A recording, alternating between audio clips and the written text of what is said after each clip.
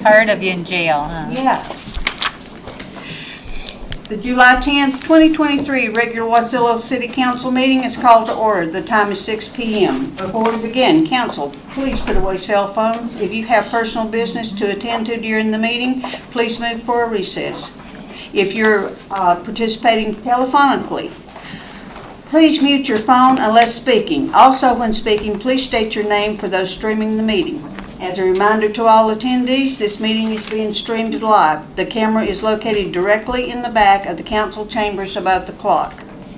Robert's Rules of Orders is a parliamentary authority for council meetings under Wasilla Municipal Code 2.04.090. Under this authority, I respectfully request council observe the following. Kindly seek recognition before speaking.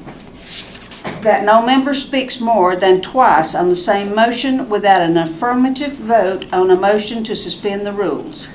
That no member speaks a second time until everyone who wishes to do so has spoken once. The purpose of recognizing these rules is to ensure the right to speak is equally respected and that discussion is not dominated. Madam Clerk, please call the roll. Thank you, Madam Mayor. Councilmember Sullivan Leonard. Here. Councilmember Graham.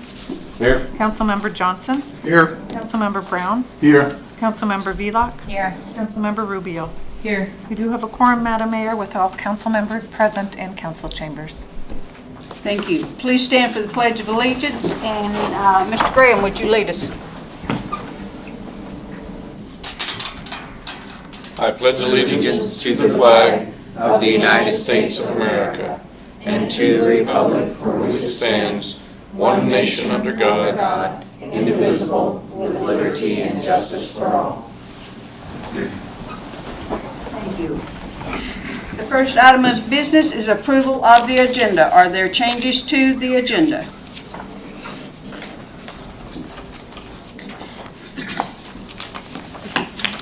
Madam Mayor, Mr. Graham? I'd like to move, let's see, item 8.4.5, AM number 2330, to new business, please.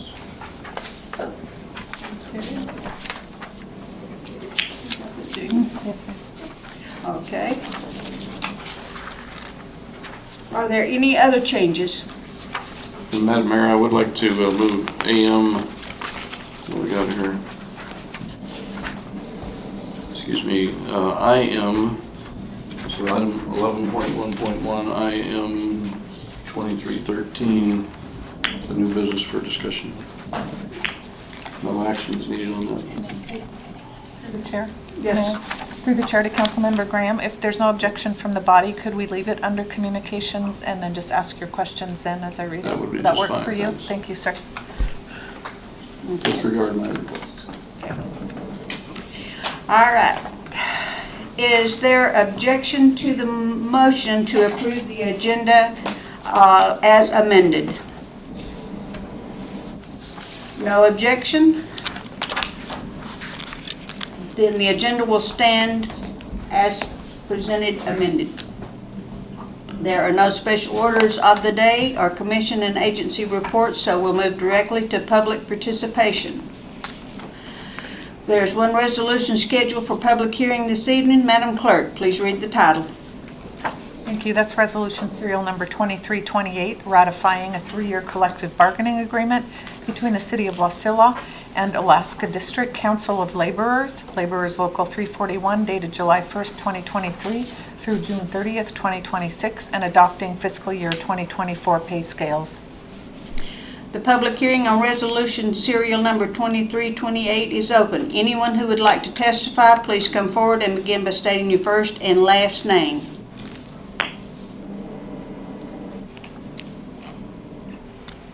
Hearing none, public hearing is closed. Is there a motion to adopt resolution serial number 2328? Madam Mayor, Councilman Brown, move to adopt 2328. Is there a second? Councilmember Vlock, second that. It's been moved by Councilmember Brown and seconded by Councilmember Vlock to adopt resolution serial number 2328. Is there discussion? Madam Mayor, would request that our attorney who negotiated this kind of go over the high points, some of the things on page 9 and other concerns that were raised earlier by the council and addressed during your negotiations. Madam Mayor, William Bernhardt, Perchard and Bittner, Giroux. This is a fairly small contract, but it takes serious negotiations. Main thing, there was a push for a cap on accrued leave. We did get that. So what that means to the city is people can't keep banking more leave and cash it out, 10, 20 years down the line at a much higher rate.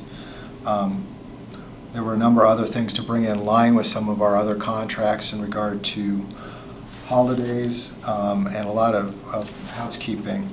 There was one position that was bumped up about 7%, and that's because, as we've done with the other contracts, when we have trouble filling a position, the position had been open for quite a bit of time. It hadn't been filled, so that got moved up. There was also a one-time ratification bonus put in. One thing to keep in mind in regard to this contract is this is the Menard Center staff, so that's an enterprise fund. It's separate, it's a small group, but they're working totally independently. And the wages at the Menard Center not only compete with the rest of the market and the private market and the borough, but also with other city employees in other departments. And a little bit of this was keeping things in line and not have people go just from the Menard, learn their job and pop over to Parks or other places. Could you talk about that ratification bonus and the rationale behind that, please? We're trying to get the contract done. I mean, I think that's the main thing. This is a group, it's going to 4 individuals. It's about $4,000. I think it means a lot to them and to their pocketbooks. And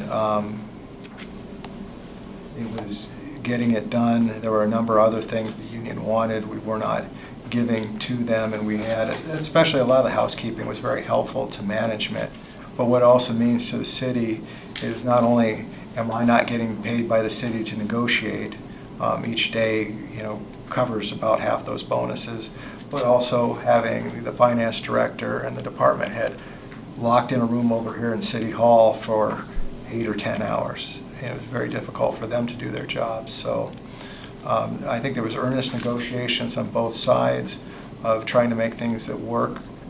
We refused many, many, many things that didn't make sense for the city, but wanted to get this department up and running as efficient as possible. Also, if you could address the... Excuse me. Okay, is there any other council members that have questions? Elaine. Actually, my questions may align with Mr. Graham's if we're going over the list, if that's okay. I wanted to ask about the health care insurance, which was addressed at number 3 on page 5. And I think that's within the list that the council had asked about. It looks like there's a 7% increase on that, and just want to see what does that cost the city with regard to the increase in health care costs. I would have to defer to the finance director for the specific numbers, but their health care is like all the other employees going at the same rate. And at this juncture, it just covers the employee and not their family members, is that correct? I am... Sorry. Councilmember Sullivan Leonard, through the mayor. So the 7% increase in premium, which is they are part of the 341 Healthcare Trust, so they are dependent. We are dependent on their trust to provide that benefit. It's a total cost of about $1,000 more for the 7% increase, and that does include their family and dependents. That premium amount is a flat fee for their entire family. Okay, very good, thank you. Okay. Anyone else? Mr. Graham. Thank you. Also, if you could address for me on section 18.1, 20% premium pay when employees work more than 6 consecutive days without 2 consecutive days off, only at the request of the employer. I'm a bit confused on that.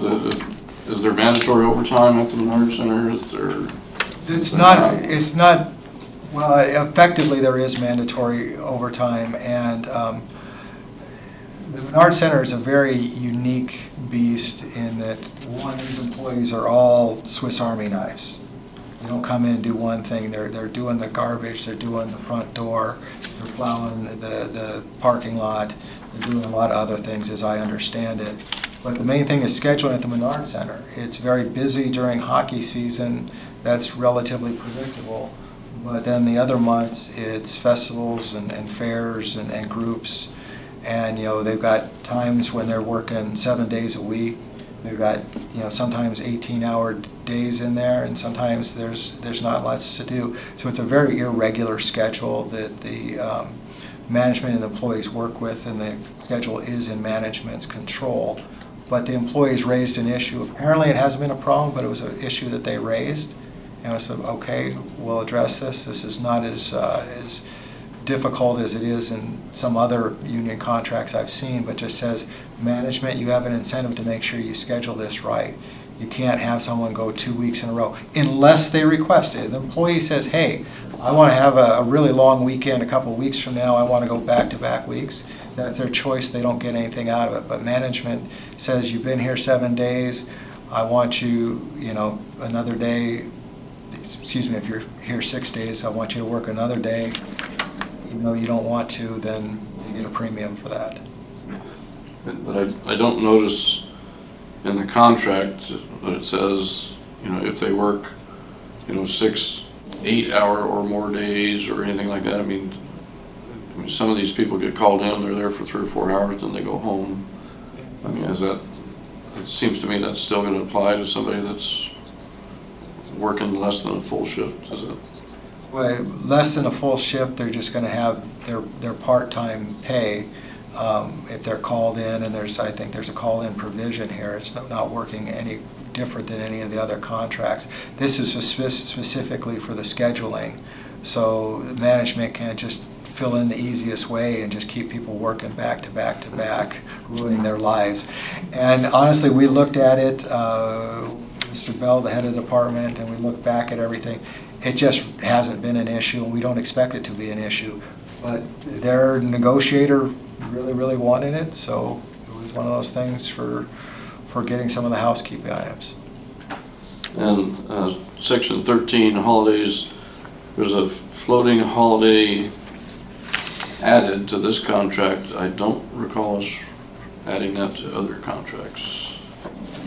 Because it was already in there with 302, I believe, has 2 floating holidays. Police has 1 floating holiday. This just puts them basically in the middle. As I understand, I don't think non-reps have a floating holiday. But this contract is the one that we based non-reps on, is that correct?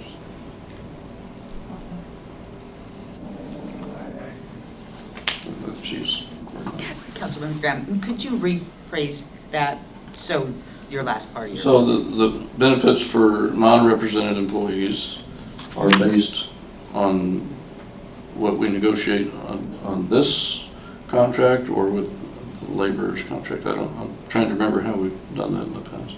Yeah, I think in general, there's not a specific contract that they're trying to align with. Obviously, you don't want a gross erosion in benefits between one sector of your employees versus the other. Obviously, we have already approved the pay scale for fiscal year 2024 for non-reps, and that did not include a request for a floating holiday. Okay. That answers my questions. Thank you, sir. Thank you, Madam Mayor. Is there any other discussion? Hearing none, Madam Clerk, please take a roll call vote on the motion. Thank you. Councilmember Sullivan Leonard. Yes? Councilmember Graham. Yes. Councilmember Johnson. Yes. Councilmember Brown. Yes. Councilmember Velock. Yes. Councilmember Rubio. Yes. The motion to adopt resolution serial number 2328 passes unanimously with Councilmembers Sullivan Leonard, Graham, Johnson, Brown, Velock, and Rubio in support. Okay, we are moving on to persons to be heard. It's a time for members of the public to share their views with the council. This is not a question and answer period or a time for dialogue. Speakers may be referred to administration, or issues raised may be taken under advisement by the council or administration. The first one is Miss Eileen. Thank you, Madam Mayor. Eileen Falkenstein, representing Wasilla Area Seniors Incorporated. We had a really successful 5K for our Meals on Wheels. We actually had nice weather, and quite a few of the participants did do the walk on KGB. We had an alternate route around the campus because of construction, but most of the participants did take the trail up KGB. And we had a DJ and music and barbecue, and it was quite the event.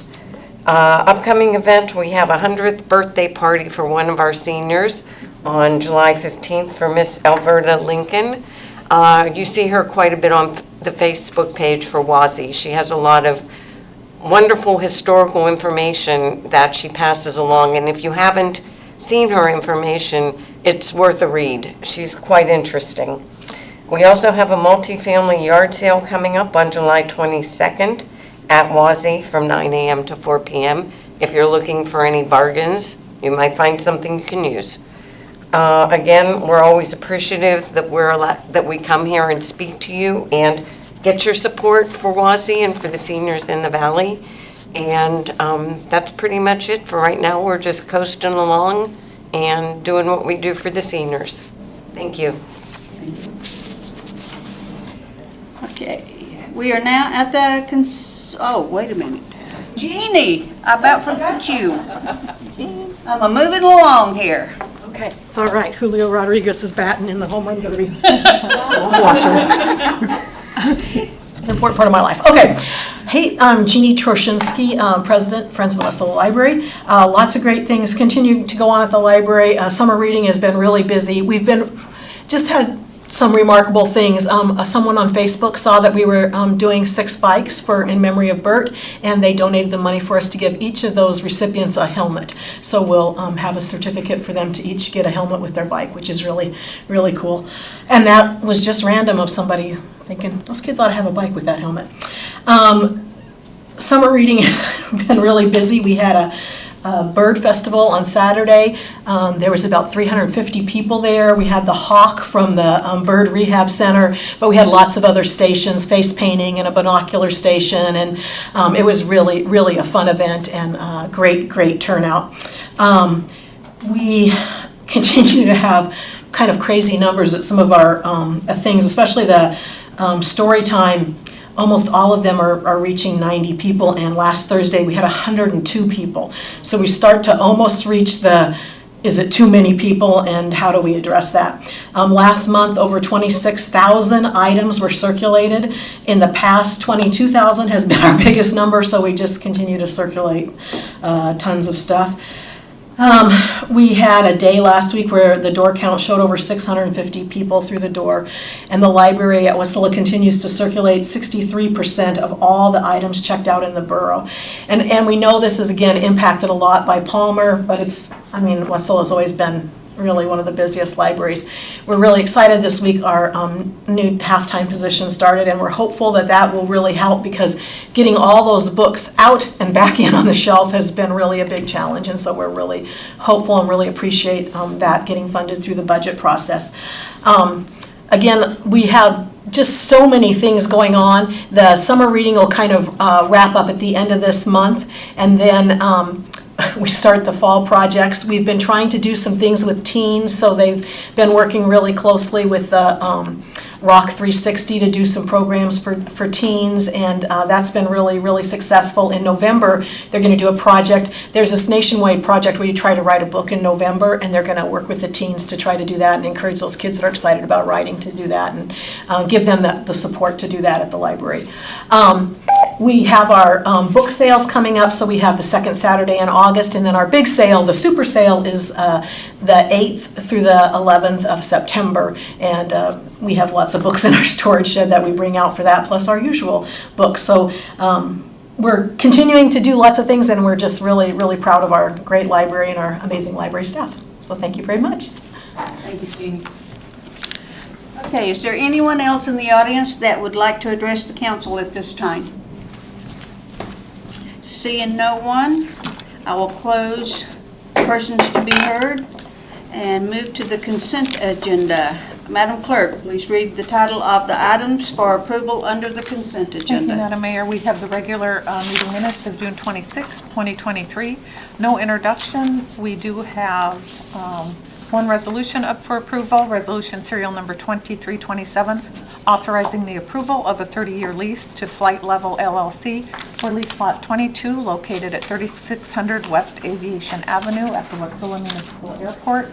6 AMs for approval. The first is AM number 2326. Contract award to Pacific Building Services in the amount of $74,880 for janitorial services at Wasilla City Hall and the library for 1 year. AM number 2327, contract award to Premier Janitorial Services in the amount of $44,240 for janitorial services at the Wasilla Police Department for 1 year. AM number 2328, contract award to Denali Refuse in the amount of $41,550 for solid waste disposal services for 1 year. AM number 2329, contract award to Alaska Communications Internet LLC in the amount of $120,640 for information technology supports at MATCOM. AM number 2332, contract award to Combs Insurance Agency in the amount of $47,000 for insurance brokerage services.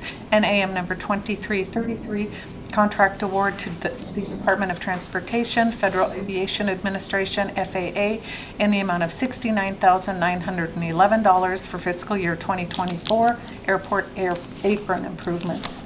Thank you. Is there a motion to approve the consent agenda as read? So moved by Councilman Johnson. Is there a second? Second by Rubio. It's been moved by Councilmember Johnson and seconded by Councilmember Rubio to approve the consent agenda as read. Is there objection to the motion? Madam Mayor, may I ask just a simple question, though? I'm assuming that these items on the AMs 1, 2, 3, 4, and 6 are actually embedded as stated in our budget that we just passed. Is that correct? Yes. Okay, thank you. Okay. Hearing no objections, the motion is approved. There is no unfinished business, and we are on to new business. Madam Clerk. Thank you. I'll read the titles for you, and I believe Councilmember Graham, you did have questions on the first item. I am number 2313, presenting the decision of the Administrative Hearing Officer and costs for services in appeal case. Point of order, I think we're on new business, not communications. New business, we moved AM 2330 to new business. Oh, I'm sorry, I misunderstood. I thought I asked you if it was okay if we just left it. Well, that has to do with the item. Oh, yes, sorry. Yes. That's all right, we're on the same team. I think I'm still in Ireland. AM number 2330, contract award to Birch Horton, Bittner, and Shiro in the amount of $97,675 for general legal counsel services for fiscal year 2024. How's that? Okay. Is there a motion to approve AM number 2330? Madam Mayor, I move AM 2330. Is there a second? Second by Councilman Johnson. It's been moved by Councilmember Graham and seconded by Councilmember Johnson to approve AM number 2330. Is there discussion? Madam Mayor. Mr. Graham? Thank you, Madam Mayor. And this for the attorney and perhaps to Joan as well. So this year, I think the number that I saw, we spent about $195,000 on a contract that was about $93,000 or something like that. Is that difference typical? I can't remember in years past if we typically kind of doubled the amount of the contract spent on legal, or did we have a particularly onerous year when it came to people suing us or having to defend ourselves? Well, I'll defer to the finance director regarding the consistency with past years, and then I can talk a little bit about this, this particular year. And Great, that might thank be you. a good way to approach it. Yeah, to Councilmember Graham through the mayor. So, in this past year, we ratified 3 bargaining agreements, in which case Birch Horton was contracted to help be part of those 3 negotiating teams. And so that is an expense that we will not have going into the next 2 years. So that was an unusual for the previous year. And that accounted for, what percentage do you think of the overrun? I think 50% of the overrun? I Or probably need to. roughly speaking. Yeah, that's probably 40 to 50,000. Okay, all right. Well, in that case, the numbers line up more with what I was thinking, so thank you.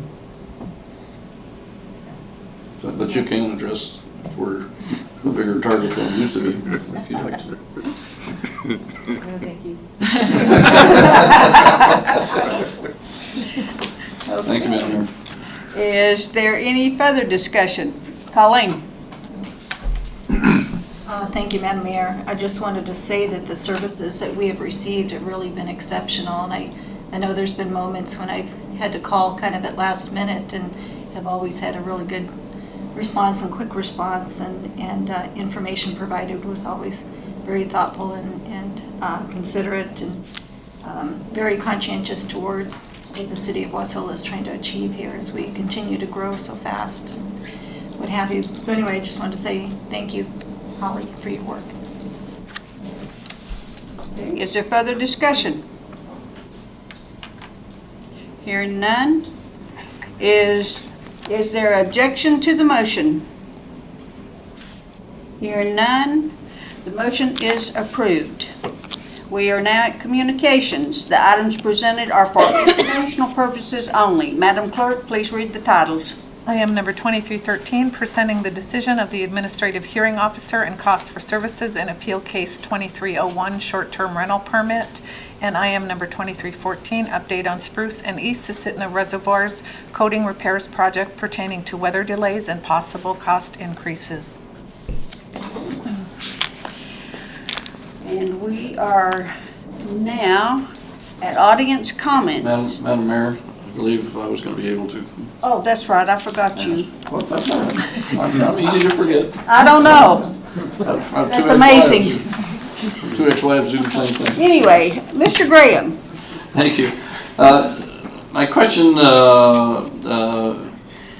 would be for the attorney on this, looking at item 2313, the decision of the Administrative Hearing Officer. Essentially, it has been remanded back to planning because we couldn't prove that someone was notified that was within that 1,200 foot or what, I'm not sure what the magic circle is. But I'd probably go to 8 out of 10 of the planning commission meetings, and that's a fairly common complaint that, you know, we send out this list of notices that were mailed via first-class mail, but people in the audience say, well, I didn't hear about it. Which, are other municipalities somehow doing this different so you get, you know, so that we're getting return receipt, or if you could comment on that, please.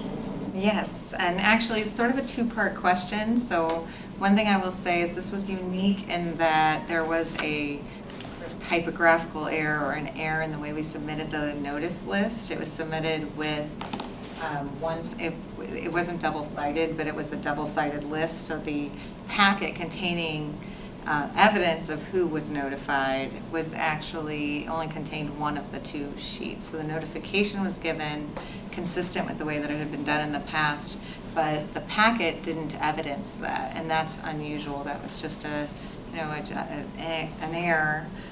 So that's different because we are consistent. I think in a case where the planning department has notified individuals in the way that we consistently do and then included evidence of that notice in the packet, we wouldn't be recommending a remand. But here there was a deviation. The other thing is, yes, other communities are doing it differently, and there are benefits to making sure that you have a certified return receipt, or you have some method of demonstrating to the public that you have sent out the notice that you are saying that you sent out. And it's not just to avoid a challenge, but really to build confidence. And that's another reason why I think the approach that was taken. So the city continues to grow, both in size and in sophistication, and this is in some ways was an indicator that there was a need to grow in our notice procedures. And one of the things that I know the city is looking at is emulating what you see from your city clerk's office and those types of notices, and I know that they're working on Thank you. Thank you, Madam Mayor. Madam Mayor, if I could just ask a Colleen? question. Just with that, I guess I was surprised that the hearing officer sent that particular ordinance back to the planning commission, because I would imagine that going through that process again with the planning commission, the person involved in this would probably appeal again, and then it goes back to the hearing officer again. Did the hearing officer give any indication on why he didn't just rule? Well, one of the reasons is we asked for it. We asked that it be remanded, and there are a couple of reasons for that. One is, I think that Wasilla really values common sense considerations and cost efficiency. And so when we're giving legal advice, we always keep that in mind. And that means that in a case like this, where the actual procedure in the hearing, we're going to take a 1-year permit out of the valuable period for that 1-year permit. If you get a permit and then you lose the entire, you lose the next 6 months to a year, then the permit expires and you're back where you start. And so that was a consideration, getting in front of the planning commission and doing things in a way that removed any appearance of impropriety or error based on the same record that had been considered by the planning commission and had not been challenged, puts both the appellant, the person who is raising the challenge, and the permit holder in their best position to be, to get where they're trying to go, wherever that might be. So that's, Okay. so it's a little untraditional, but that was the goal, was to get it. But you're right, it could also be appealed again. And we are looking at ways to make sure that the expectations of both individuals applying for a permit and individuals challenging and objecting to that permit are clear, and that the timelines make sense based on the rights, obligations, benefits that the City Council and the Planning Commission have embedded in their code. Very good, thank you. Okay. Any further discussion? If I could ask one question based on what you just said as well. So this basically was an application to put in a, VRBO or something like that. So if the planning commission had approved it, then essentially the next day they would have been open for rentals. Is that rental period then stop when an appeal is filed, or do they continue to rent it out until the appeal is heard and a decision is made? These are excellent questions. The code as written currently puts an automatic stay on that. So many communities have a stay provision that allows for a stay for someone to move for a stay when they appeal. So they would go to the hearing officer and explain why there's good cause to stay the permit that's been issued. But the way that Wasilla's code is crafted, the stay is automatic, and so the person would have to move to have the stay lifted, and then there would be a process, but we actually don't have that procedure in the code. So one of the recommendations moving forward, you will see and a lot of this will come up in the joint session on Title 16 that we have talked about, is having a process where the stay is something that you seek, and therefore the hearing officer can figure out if it makes sense and is needed, but it doesn't necessarily automatically come into play. Thank you, ma'am. Further discussion? Hearing none. We will move on to audience comments. We are now at audience comments, a time for members of the public to share their view with the council. This is not a question and answer period or a time for dialogue. Speakers may be referred to administration, or issues raised may be taken under advisement by the council or administration. Is there anyone present who would like to address the city council? Jeannie. Doing my Eugene Haberman. Here's my 6 minutes.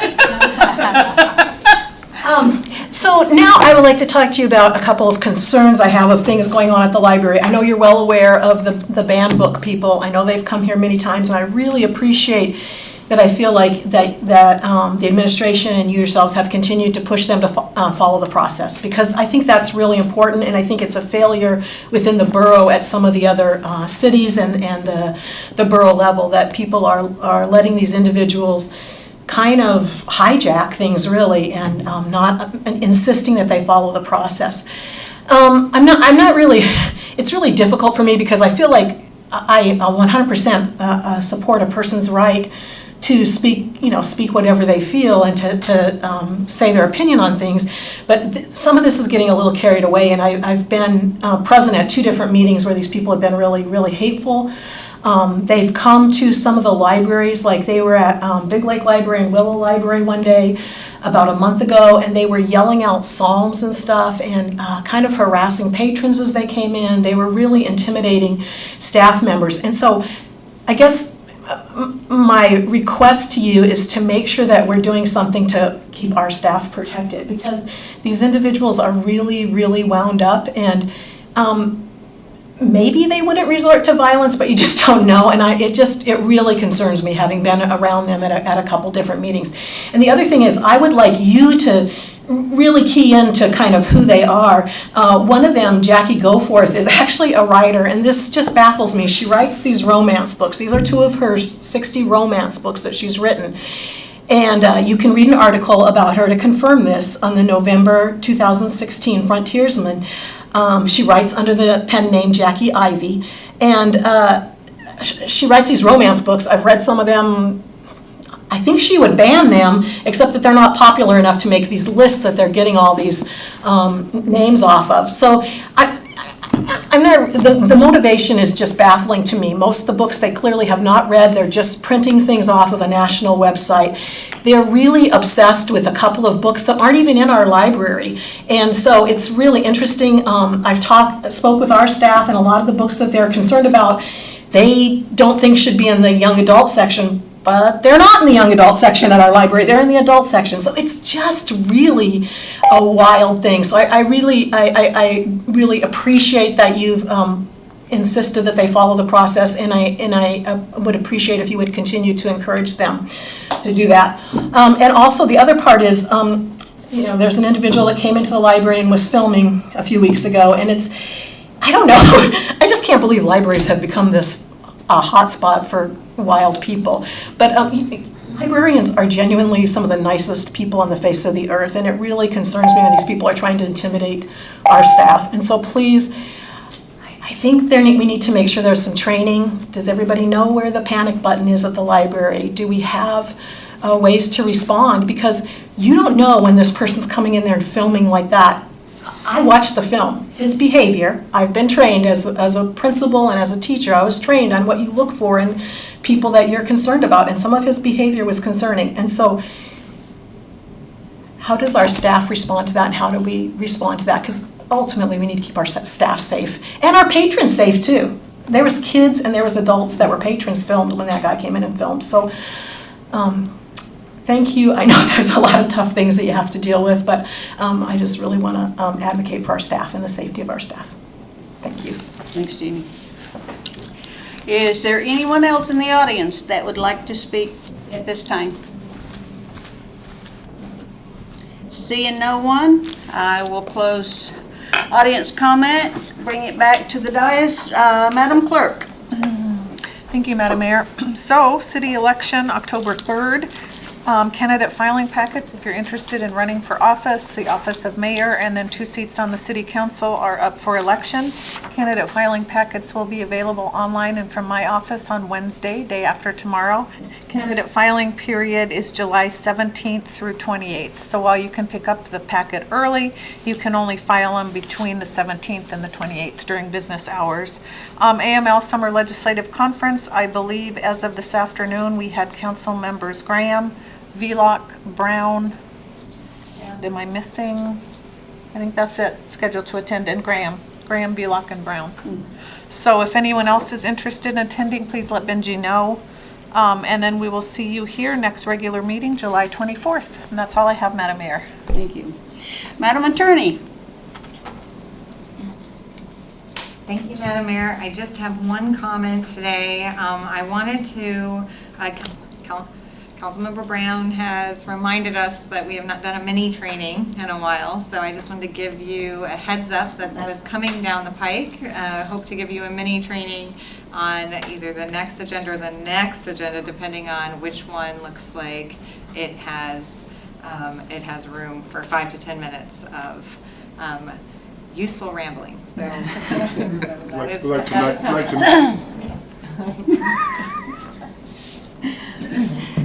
Okay, Councilmember Velock. Thank you, Madam Mayor. I wanted to thank everyone who came, and Jeannie, I have been going to the library once a week with my little granddaughter. We thoroughly enjoy it, and I have been checking on this list, and everything I can tell, these books are not in our youth adult. So, and that's what we should be concerned about, because that would be inappropriate. But also, are we changing the story walk, or does that book stay the same? It changes once a month. Once a month. Okay, we're waiting for that change. My granddaughter looks every time. Other than that, that's all. Thank you. Okay. Councilmember Brown. Thank you, Madam Mayor. And to tag on to what Councilman Velock was saying, I advise the councilman and the public to reach out to the library staff and get the other side of the story. I talked to the librarian and was able to get information that was in contrast to what's being put out in the public. So I advise all of you to reach out to the library staff and ask those questions. And second thing is to go over and take a tour and now to make sure what they're telling you is true. But I think the library staff, and I agree, we need to have some procedures set in place to keep it safe, because everybody who protests sometimes is not using common sense. So hopefully we can come up with some procedures to thank the library staff. And hopefully next meeting we will have a mini education system class. Thank you, Madam Mayor. Councilmember Graham. Thank you, Madam Mayor. First, kind of a comment that leads to a question. When I worked for a private organization, we had a strict policy in our building that there was no filming allowed, and that was to protect the customer's identity and so on and so forth. Not that anybody was afraid of being there, but using somebody's image in a non-public facility is something there. Could we do something similar in the library, since it is a public facility? If I may ask that question. Sure. It's a loaded question, because it's loaded with free speech rights and the balance of those rights with rules of conduct that are permissible and fall within the confines of the constitutional protections. And so this is actually an area that's been developed recently because of iPhones and the ability, or smartphones and the ability to film. And there are cases that tell us that there is a right there that we need to be careful to protect. When you have rules of conduct, however, you can ensure that individuals follow those rules of conduct or are removed from a public property open to the public when they're not followed.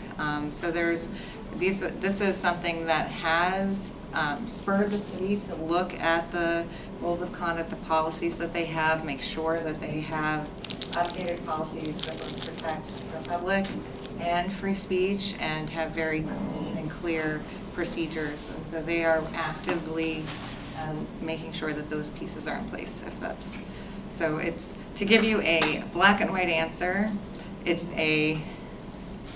depends, and there's nothing black and white about it. When I'm talking to the attorney, black and white doesn't enter my mind. But so the bottom line is we don't currently have such a policy in place, but we are looking at it. Is that kind of what I'm hearing? And we have rules In a of- gray area there, not in a black area. We have rules of conduct. Our rules of conduct are sound, they're legal, and we have procedures, and those are also sound. But they have not been looked at in relation to changes in procedures, standards, and the laws as they've been interpreted recently. So that's one of the reasons why. I mean, I think one of the policies, for example, media policy, was adopted long before my time, and I'm guessing long before the attorney who sat here before me. So, getting that updated is essential. Yeah, thank you. The media policy, it's my understanding, was developed when Ruprecht was mayor. So that's how long it's been before it's been updated and looked at. Great, it'd be interesting to take a look at that this year to see if we can't protect our public and our staff as well. The second thing I have is for Public Works. We're in the weed germination season here. Are we actively going after any of the soapweed that's fixing to bloom, or going after any of the purple vetch, which is continuing to expand here in the city? The only active weed management that we have going on right now has to do with crack sealing at the airport. I remember during our, our strategic planning, there was discussion about weed management. That did not make it into the budget as a full-blown project, so that is not actively a project other than preparing for crack sealing at the airport. Okay, if I could ask for our next budget planning, which is March, April, if you could come up with some numbers for chasing down these invasive weeds, particularly the soapweed and purple vetch around town, which both of those just kind of continue to expand a little bit. If you could come up with some numbers on that, then we can debate it as a fiscal issue as opposed to just a social issue. That would be handy. And by the way, great job on paving. Got a lot done before the rains decided to change things. So that's going really well. And I also wanted to comment. I'm getting a lot of positive comments about the parks, about availability of the parks, about the cleanliness of the restrooms,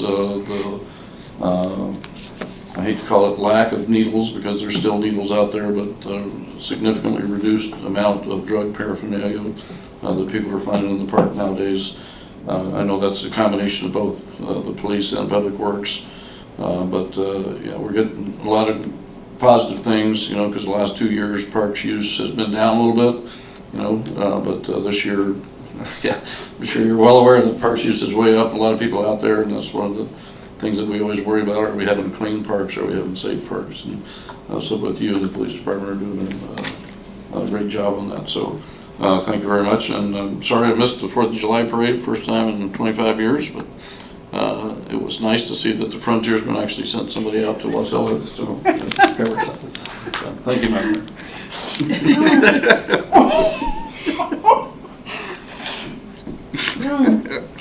Okay, Councilmember Sullivan Leonard. No comment.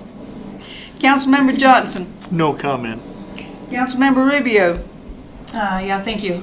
I was just gonna thank Jeannie for coming in and talking about that book issue. Like others, I did go into the library and check that out, so that is awesome. Also, today's my oldest son's birthday. He's 14, and I told him I'd tell you guys he is driving now. It was a little concerning from the UMV to my residence, but we did it. That's it. Thank you. Mr. Graham. I kind of had a was introduced to the new publisher That's true. of the Frontiersman. And I asked the reporter, I said, "Are you sure you want to do this?" And she assured me she did. And I said, "Okay." And I told him it was very nice to meet you and whatever, but let me tell you what I named the Frontiersman. And he's like, and I could tell she had already talked to him. I said, "It's the Palmer Rag." And he said, "Really?" I said, "Yeah. There's nothing, never in it about Wasilla. Why do you even bother to pretend when you send that one whoever over here to take one little picture and then leave city council meetings? You know, that don't make sense to me." So, anyway, when I came into work this morning, the Frontiersman we get it, you know, and it's laying on the desk, and I'm like, "What?" There is a picture this big of me in the 4th of July parade on the front page. And I open it, and there's a whole page of 4th of July parade pictures. I'm like, oh my. And Chief had a similar conversation with him right after I did. So I think, Chief, we made an impression. What do you think? So anyway, because, you know, Chief explained what happened with WPD over at the, what was it? At Maxwell Health Foundation. So out of a personal side note, we are, my family, we were involved with kids with special needs. And we were requested from one of the individuals that was running a Links program, and they were celebrating their 30-year anniversary on June 30th, and requested to have a WPD officer there to interact with the kids, to have a patrol car, turn the lights, sirens on. Unfortunately, when I read the article basically highlighting Links, which is a terrific program, everybody was mentioned other than WPD there with their patrol car and the officer there and interacting with the kids, and it was frustrating and disheartening to not get recognized for something that is very passionate to me, and having our support with that community at the inside the city limits within, especially for what they represent. So anyway, our city is being represented, so be careful. You may end up on the front page. Also, our parade was great. It was bigger this year. We estimated over 11,000 people at the parade. There was over 5,000 at the picnic. They served like 3,500 hot dogs. I've never stuffed so many hot dog buns in my life. So it was great. They went on to music in the park afterwards, and that went on to 9 o'clock. And a shout out to Scott and all of his people, because without them, this would not have happened, and they did a fantastic job. So, congrats, Scott. Other than that, we're moving right along. We grow every day. We got, 5 new applications for permits last week. You know, we keep expanding. So, anyway, you guys have a good evening, and we will adjourn at 6:53.